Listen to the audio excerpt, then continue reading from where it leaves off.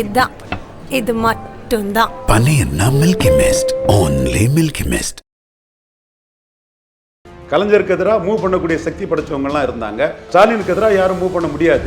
வாரிசு அரசியல்னாலும் பரவாயில்ல சார், எங்களுக்கு உதயநிதி வந்தாலும் பரவாயில்ல, பழைய சமூக இளைஞர்கள்லாம் பேசுறாங்க. கனிமொழி அவர்கள் விஜய்க்கு ஒரு சாதகமான வார்த்தைகள் சொல்லியிருக்கிறாங்க.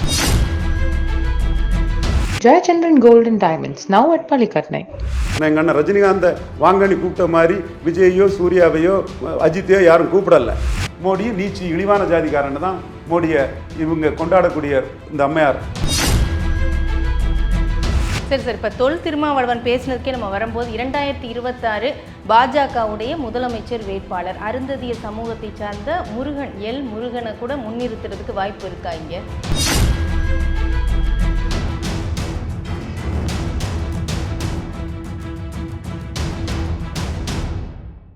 மின்னம்பலம் நேர்களுக்கு வணக்கம். ஒரு தலித் முதலமைச்சராக ஆக முடியுமா அப்படிங்கிற ஒரு கேள்வியை கேட்டிருக்கிறார் தொல் திருமாவளவன் அவர்கள். இன்னொரு பக்கம் உதயநிதி துணை முதலமைச்சராவது என்பது பகுக்குமா அப்படிங்கிற ஒரு கேள்வி இருக்கிறது. அதை பற்றி பேசுவதற்காக நமது அரங்கத்திற்கு வந்திருக்கின்றார் அரசியல் திறனாய்வாளர் திரு ரவீந்திரன் துரைசாமி அவர்கள். வணக்கம். வணக்கம் கலை. நலமா இருக்கீங்களா? நல்லா இருக்கும் கலை, நல்லா இருக்கு. உதயநிதி துணை முதலமைச்சர் ஆகிறது, இது ஒரு கொஸ்டின் மார்க் இருந்துகிட்டே இருக்கு. இதே கேள்வி அப்படியே 2026 சட்டப்பேரவை தேர்தல் வரைக்கும் இருக்குமா? இதுக்குள்ள இடைப்பட்ட நாட்கள்ல பழுக்கிறதுக்கு வாய்ப்பு இருக்குதா? ஒரே ஆளுக்கு தான் அது தெரியும். மு.க. ஸ்டாலின் அவர் பேர். He alone can do and undo things in DMK. He is calling the shots. அவர் தான் அதில் முடிவெடுக்கணும். அவர் இப்போ கொடுக்கறது நமக்கு லாபம், கட்சிக்கு லாபம்னு நினச்சா கொடுப்பாரு. இல்லை இன்னும் கொஞ்சம் கழித்து கொடுப்போம், போதுமான கருத்துருவாக்கம் வரட்டு, போதுமான ஆதரவு வளையம் வரட்டு, அதுக்கு பிறகு கொடுத்துக்கலான்னு நினச்சா அதுக்கு கொஞ்சம் அந்த நேரம் வரும்போது கொடுப்பாரு. அவர் தான் நேரம் கணிச்சிட்டா இல்லையாங்கிறது மற்றவங்க முடிவு பண்ண முடியாது. அவர் தான் பழுத்துட்டா இல்லையாங்கிறதுக்கு சர்டிஃபிகேட் கொடுக்க வேண்டியது அவர் தான். முடிவு அவர் கையில தான் இருக்கு, அது மறுப்பதற்கில்லை. ஆனா உள்ள இருக்கக்கூடிய ஒரு சூழ்நிலை எப்படி சார் இருக்கு? ஆதரவு வளையம் இருக்குதா? நீங்க திறனாய்வு பண்ற அளவுல எல்லாருக்கும் எப்படி இருக்கும்? எல்லாருக்கும் அடுத்த கட்டம். எல்லாருக்கும் ஆஸ்பிரேஷன் இருக்கு. கனிமொழிக்கு ஆஸ்பிரேஷன்ஸ் இருக்கு, துரைமுருகனுக்கு ஆஸ்பிரேஷன்ஸ் இருக்குது. ஆனால் ஸ்டாலின் சிங்கிள் பார்ட்டி லீடராக இருக்கனால அவருக்கு முடிவை தாண்டி யாரும் மூவ் பண்ண முடியாது. ஆஸ்பிரேஷன்ஸ் வேறு, பொலிட்டிக்கல் மூவ் வேறு. கலைஞருக்கு எதிராக மூவ் பண்ணக்கூடிய சக்தி படைச்சவங்கலாம் இருந்தாங்க, மூவ் பண்ணாங்க, தோத்தாங்க, ஜெயித்தாங்க. அது ரெண்டாவது விஷயம். மக்கள் தலைவர் எம்ஜிஆர் ஜெயித்தார், வைகோ அண்ணன் தோத்தார், ஒரு 6% வாக்கு கூட அவர் எடுத்தார். இவர் நெடுஞ்செழியை மூவ் பண்ணி டெசர்டராக போனார். அப்போ அது குமரியானந்தன் சொல்கிறார், எம்ஜிஆர் போன பிறகு கலைஞர் தான் திமுக, என்னமே யார் போனாலும் பகலில் கூட அவர் நிழல் போகாது, அவங்களுக்கு கை பையும் தான் போகும்னு நெடுஞ்செழியன குமரியானந்தன் மக்கள் திமுகன்னு ஒரு பெரிய கூட்டத்தை வச்சு கலைஞர் பதவியெல்லாம் இழந்த பிறகு டிஸ்மிஸ் ஆன பிறகு போன ஒரு டெசர்டர்ஸ் கூட்டத்தை குமரியானந்தன் விமர்சித்தார். அப்போ கலைஞருக்கு எதிராக எம்ஜிஆர் மூவ் பண்ணியிருக்கிறாரு, நெடுஞ்செழியன் மூவ் பண்ணியிருக்கிறாரு, வைகோ மூவ் பண்ணியிருக்கிறாரு. ஸ்டாலினுக்கு எதிராக யாரும் மூவ் பண்ண முடியாது. பட் ஆஸ்பிரேஷன்ஸ் கனிமொழிக்கு இருக்குது, துரைமுருகனுக்கே இருக்குது. அவங்க அதை இண்டிகேட் பண்ணுறாங்க. துரைமுருகனுக்கு ஆஸ்பிரேஷனோட இண்டிகேஷன் யாருக்கு தான் கிடைச்சா மாட்டாங்கன்னு சொன்னாப்புல. கனிமொழிக்கு ஆஸ்பிரேஷனுக்கு இண்டிகேஷன் விஜயை சிஏ எதிர்ப்புன்னு சொல்லும்போது 39 எம்பிக்களும் கனிமொழி உட்பட தேர்தல் நேரத்தில் விஜய் ஒரு ஆளாட்டே மதிக்கலை. நாங்கள் ஜெயிப்போம், நீங்கள் என்ன சிஏ எதிர்ப்புன்னு விஜய் ஒரு பொருட்டாக கருதாமல் தான் 47% வாக்குகளையும் திமுக எடுத்தாங்க. ஆனால் இன்னைக்கு ஒரு பேட்டியில் விஜய்க்கு ஆதரவான 2 வார்த்தையை கனிமொழி சொல்கிறாங்கன்னா அவங்களுக்கு ஏதோ ஃபியூச்சர் ஆஸ்பிரேஷன்ஸ் இருக்குது, எல்லாத்துக்கும் ஆஸ்பிரேஷன்ஸ் இருக்குது. பட் ஸ்டாலினுக்கு எதிராக மூவ் பண்ண முடியும்னா அந்த மூவ் பண்ணக்கூடிய சக்தி யாருக்கும் இல்லை. எம்ஜிஆருக்கு எதிராக கலைஞருக்கு எதிராக மக்கள் தலைவர் எம்ஜிஆர் மூவ் பண்ணார், கலைஞருக்கு எதிராக வைகோவும் 9 மாவட்ட செயலாளர்கள் மூவ் பண்ணாங்க, கலைஞரை டெசர்ட் பண்ணிட்டு போனார் நெடுஞ்செழியன். பட்டு ஸ்டாலினுக்கு எதிராக யாரும் மூவ் பண்ண முடியாது. ஸ்டாலின் ஒற்றை தலைமை, கலைஞரோட பவர்ஃபுல் தலைமை. அதே சமயம் தாமோ அன்பரசனுடைய அந்த பேச்சு இதெல்லாம் சார், அந்த தலைமையை மீறி இவங்க அமைச்சர்களுடைய அந்த பேச்செல்லாம் நம்ம எப்படி எடுத்துக்கிறது? அப்போ ஒரு நடிகர்கள்லாம் வந்துகிட்டு இருக்கிறாங்க, அவங்கெல்லாம் முதலமைச்சருங்கிற கனவுல வர்றாங்க அப்படிங்கிறதெல்லாம் இருக்கு. அப்போ எதிர்த்தரப்பு கேட்குறாங்க, உதயநிதி ஸ்டாலினையும் அவர் சொல்றாரா, அப்போ அவரும் நடிகராக வந்தவர் தானே அப்படிங்கிற கேள்வி எல்லாம் வருது. அப்போ இவங்களுடைய இந்த பேச்செல்லாம் எப்படி எடுத்துக்க? அவரோட பேச்சு உதயநிதியை ஆதரிச்சுன்னா தனக்கு திமுகவில் வளர்ச்சி கிடைக்கும், பவர்ஃபுல் போர்ட்போலியோ கிடைக்கும்னு உதயநிதியாக அவர் நிற்கிறாரு. உதயநிதியோட அந்த துணை முதல்வர் இதை அவசரப்படுத்துகிறாரு, துரிதப்படுத்துகிறாரு. கண்ணப்பனும் அதான் செய்கிறாரு. அதில் ஸ்டாலின் முடிவு என்னன்னு பார்த்துட்டு இருக்கவங்க துரைமுருகனும் கனிமொழியும். அவர் எண்ண ஓட்டத்துக்கு தக்கன பேசக்கூடிய கண்ணப்பனுக்கு போர்ட்போலியோ ஜாஸ்தி கிடைக்கலாம், எண்ண ஓட்டத்தோடு பேசக்கூடிய அன்பரசனுக்கு போர்ட்போலியோஸ் ஜாஸ்தி கிடைக்கலாம். தங்களுக்கும் ஆஸ்பிரேஷன்ஸ் இருக்குங்கிறதுனால அந்த எண்ண ஓட்டத்தை காட்டாமல் இருக்கிறவங்க துரைமுருகனும் கனிமொழியும். அப்போ உதயநிதியோட ஆதரவு வளையம் பெருகிட்டே இருக்கா திமுகவில்? உதயநிதி ஆதரவு வளையன்னு இல்லை, ஸ்டாலின் தான் திமுக. அவரோட டெலிகேட்டட் பவர், அவரோட ஓடிசி ஷேடோ தான் முக ஸ்டாலின் பீங்க இசைவாளர் கம்யூனிட்டி, அவங்க ஒரு திரைக்கலைஞருங்கனால திமுகவுக்கு ப்ளஸ் தான், எந்த வகையிலும் எதிர்ப்போட்டும் இல்லை. வாரிசு அரசியல் பேசும்போது கூட என்னோட இதுக்கு பரையர் சமூக இளைஞர்கள்லாம் எனக்கு ஃபோன் பண்ணி சொல்கிறது என்னென்னா, சார் அது முழுக்க ஜெயலலிதா அம்மையாருக்கு பிறகு ஒரு ஜாதி கட்சியாக போயிட்டு சார், தடி எடுத்தவங்களாம் தண்டல்கார மாதிரி அந்த கட்சி ஆயிட்டு சார், அம்மா இருக்கும்போது எல்லாரும் கட்டுப்பாடாக இருந்தாங்க, வாரிசு அரசியல்னாலும் பரவாயில்ல சார், எங்களுக்கு உதயநிதி வந்தாலும் பரவாயில்லன்னு பரையர் சமூக இளைஞர்கள்லாம் என்கிட்ட பேசுகிறாங்க. ஸோ அவருக்கு அக்செப்டபிலிட்டியெல்லாம் அவர் இருக்குது. அது ஸ்டாலின் எப்போ எந்த நேரம்னு அவர் முடிவெடுத்து செய்வார். சரி சார், அதே சமயம் நீங்கள் சொன்னீங்க கனிமொழி அவர்கள் விஜய்க்கு ஒரு சாதகமான வார்த்தைகள் சொல்லியிருக்கிறாங்க. அவர் உழைப்பால் முன்னேறி வந்தவர் நடிப்பு துறையில், அதே மாதிரி உழைப்பை போட்டால் அரசியல்லையும் வருவதற்கு வாய்ப்பு இருக்குது அப்படிங்கிறது தான் அவர் சாதகமான சொன்ன அந்த வார்த்தைகள். அப்போ விஜய்ங்கிறது அடுத்த கட்டம் ஒரு எதிர்பார்ப்பு எகிரிக்கிட்டே இருக்குதா விஜயை பற்றி? விஜய் தன்னை பொசிஷன் பண்ணணும், சப்பார்டினேட்டாக பிரைமரியான்னு தன்னை பொசிஷன் பண்ணணும். அதில் சீமான் விஷயத்தில் விஜய் எக்ஸ்போஸ் ஆகிட்டார்.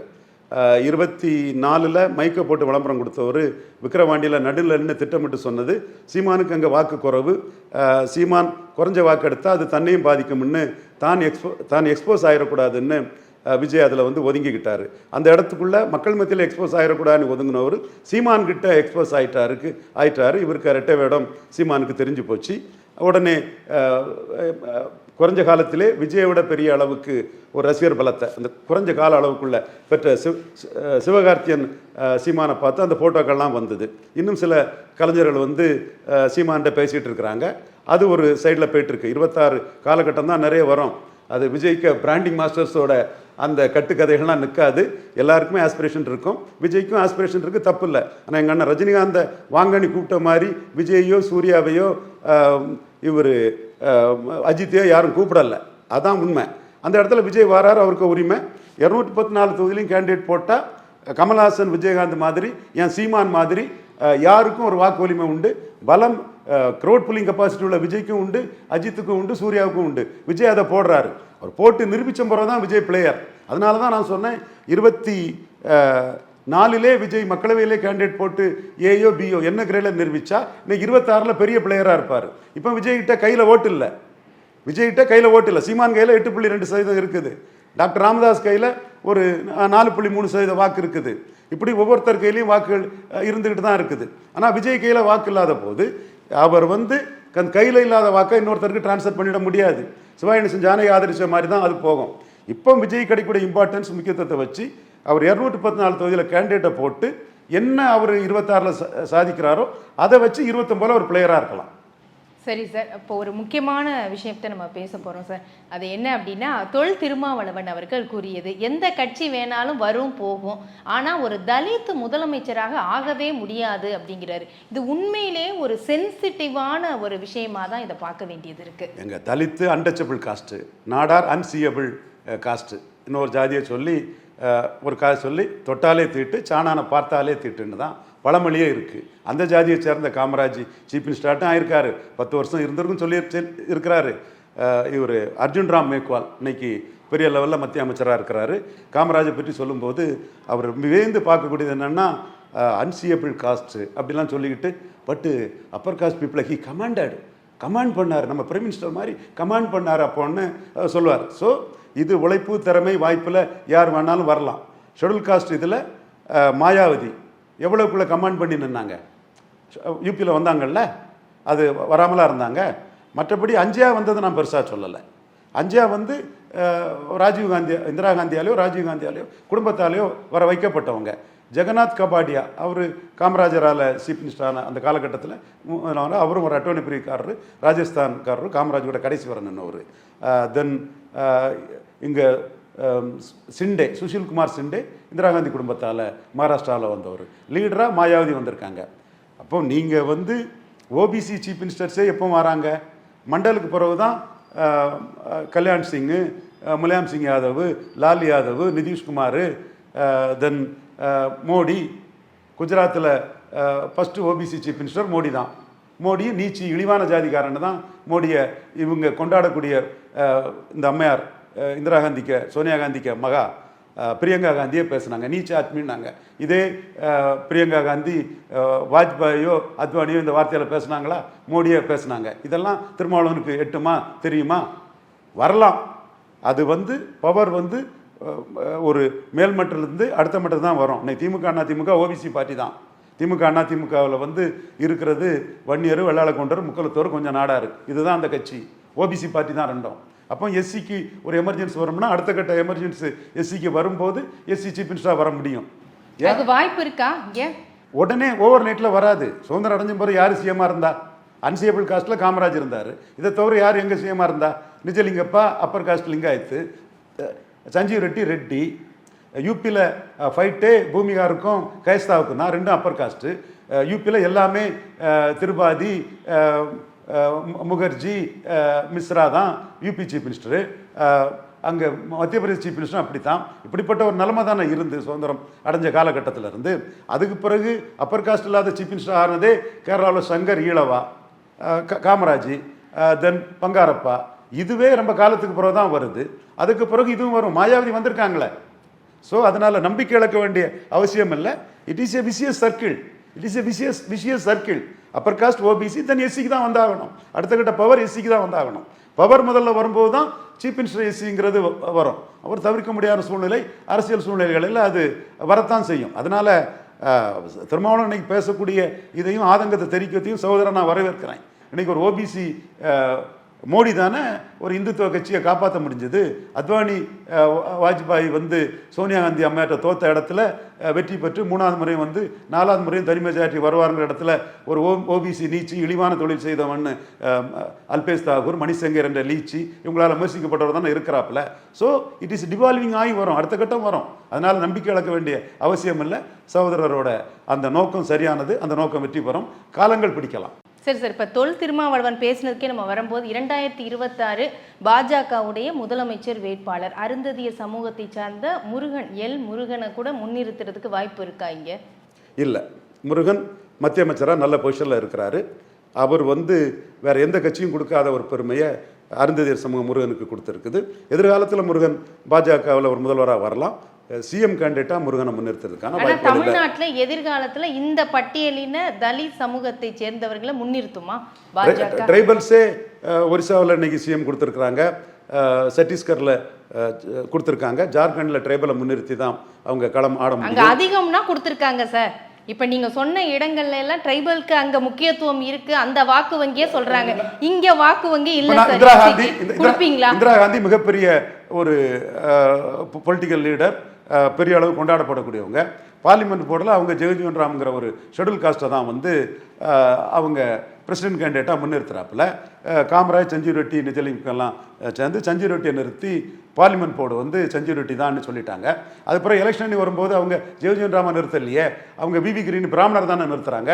அப்போ பிராமணராக நிறுத்தினா ஒரு காம்பினேஷனில் பிராமின், முஸ்லீம், தலித்துன்னு ஒரு வெற்றி வாய்ப்பு கிடைக்குன்னு நினைக்கிறாங்க. அப்போ ஒவ்வொருத்தரும் ஒரு காம்பினேஷனில் தான் போவாங்க. பிஜேபியோட combination upper caste, OBC, tribal, SC. 4வது இடத்துல தான் பிஜேபிக்கு இருக்கு. நான் ஓப்பனாக வெளிப்படையாக சொல்லக்கூடியவன். ட்ரைபலில் ஏறி போயிட்டாங்க, எஸ்சியில் போகல. அப்போ எஸ்சிலையும் ஏறுறதுக்கு என்னென்ன வழியில் வாக்கு வங்கியில் போகணுன்னு பார்ப்பாங்களே தவிர அது மற்ற காஸ்ட்டை ஏலினேட் பண்ணக்கூடிய அளவுக்குள்ள ஒரு மூவ் பண்ண மாட்டாங்க. அப்ப கணக்கு தானே தவிர சமத்துவம், சமூக நீதியெல்லாம் அடுத்தபட்சம். அது சமூகங்கள் விழிப்புணர்ச்சி அடைஞ்சா மேலே ஏறி போகலாம், அவ்வளவுதான். இப்போ முக்கலத்தோர் சமூகம் விழிப்புணர்ச்சி வந்த ஒரு சமூகம். அரசியல் களத்தில் அவங்க மேலே நிற்கிறாங்கன்னா நாயகமோகன் அண்ணன் கேட்பாரு, ஈச நாட்டு கல்லருக்கு மந்திரி பதவி இல்லை, தஞ்சாவூரில் அகமுடையாருக்கு தான் மந்திரி பதவி இருக்கு, சிவகங்கை அகமுடையாருக்கு மந்திரி பதவி. கிளைம் வைக்கணும் நீங்கள். இப்போ நாடார்களுக்கு கிளைம் வேணும்னா 2 போஸ்ட் நாடார்களுக்கு போயிட்டு டிஎன்பிசி சைலேந்திரபாபு அடிபட்டு போச்சு, பாலாஜி மேக்ஸிலரி ஒரு பிசிஷியன், பெரிய லெவலில் இன்டர்நேஷ்னலில் இருக்கக்கூடிய ஒரு பிசிஷியன் எம்ஜிஆர் யூனிவர்சிட்டிக்கு வைஸ் சான்சலர் போச்சு. அதனால பிஜேபி இதை காம்பன்சேட் பண்ணுங்கிற கோரிக்கையை வைக்கணும், கிளைமை வைக்கணும். கிளைம் வச்சாதான் கிடைக்கும். அழுத பிள்ளை தான் பால் குடிக்கும். அவேர்னஸாக உள்ள காஸ்ட்டை தான் பொலிட்டிஷியன்ஸ் ரெகனைஸ் பண்ணுவாங்க. சரி சார், பொறுத்திருந்து பார்க்கலாம். அந்த மாதிரியான ஒரு ஆதங்கம், திருமாவுக்கான ஆதங்கம் சீக்கிரம் அது விடிவு காலமாக பிறக்குமா அப்படிங்கிறதையும் பொறுத்திருந்து பார்க்கலாம் சார். இதுவரை உங்களுடைய தகவல்களுக்கு நன்றி. நன்றிம்மா. இதுவரை அரசியல் திறனாய்வாளர் திரு ரவீந்திரன் துரைசாமி அவர்களிடம் பேசினோம். நன்றி, வணக்கம். இதுதான், இது மட்டும்தான். Paneerna Milky Mist. Only Milky Mist. Jayachandran Gold and Diamonds, now at Palikatnai.